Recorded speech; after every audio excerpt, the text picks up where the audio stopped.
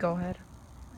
So today we're going to learn about fraction multiplication. And we already know the definition of multiplication is when you have a bunch of equally sized groups, and then once you have your equal sized groups, you count how many you have in total.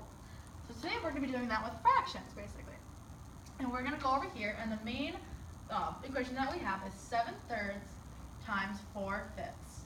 So we think about that, we can say I have 7/3 groups of a 4/5 cookie. So how many pieces altogether do I have if I have 7/3 groups of a 4/5 cookie? So when we think about fractions again, we think that the numerator is the number of pieces you are considering out of the denominator down here is the number of equally sliced pieces that the whole is cut into. So the first thing that we're going to do is that it's a little hard to see that I did in red is the first part. So we said, hey, I have 3 equal wholes that I have to make. So I basically made 3 boxes, and I cut those into thirds because as I have 7/3, so I have 7 pieces that I'm considering out of the 1/3 holes that I have. But of course, I had to make extra because I have to shade 7 of these pieces in my hole. So I shaded 7, and that's exactly what I did over here in the red as well. So once I have done that, I shaded the 1, 2, 3, 4, 5, 6, 7. I have 7 over here as well.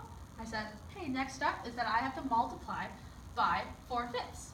So I have to also put those together.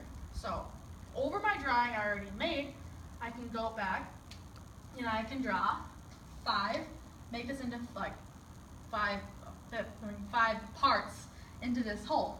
5 equally sliced pieces into the hole. So I go really sloppily over here, 1, 2, 3, 4, and then I have 5 pieces, and that's exactly what I did here.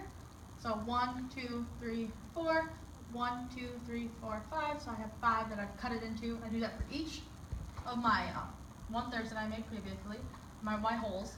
So I come back and I go, I only have 4 out of the 5, I only have 4 pieces that I'm considering out of the 5 total. So I have to go back to my picture, and since I drew 5 parts on top of the 7/3, I'm only going to shade the 4 that I want. 3, 4, and I do that all the way across, then I do it all the way across again, and then I back up here, I read and I say I have 15 total boxes that I have made. Again, here I have 15 total totals, and then down there I have 15 as well. However, I'm only shading on top of the pieces that I've already previously shaded with the 7/3. So when I come back up here, I can count now finally because I have made 7/3 and 4/5 into equal parts. So as the multiplication definition says, I can go back and count. So if I count all of my overshaded or overlapping boxes that I have made, 1, 2, 3, 4, 5, 6, 7, 8, 9, 10, 11, 12. So I have 12 here, 12 again here, because I shaded the 4 of the fifths over the 1/3 pieces that I have broken up. Then down here it's a little bit different. I only have 4 because I only can overshade or overlap what I have done before previously with the 7/3. So I have 1, 2, 3, 4. Then, since these are the numbers, the things that I have overlapped shaded are going to be the pieces that I am considering over the whole. So I add these up. 12 plus 12 plus 4 is 28 shade boxes out of the whole. When we go back and think about how many pieces do we have in one whole? Because that is the denominator. It's the equally sliced pieces that the whole is cut into. This one whole is cut into 15 equally sliced pieces. So I have 28 over 15.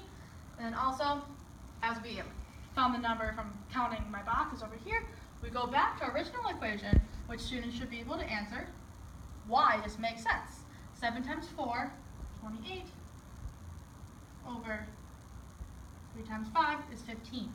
So here's the mathematical way, and then there's also the representation of why this does make sense.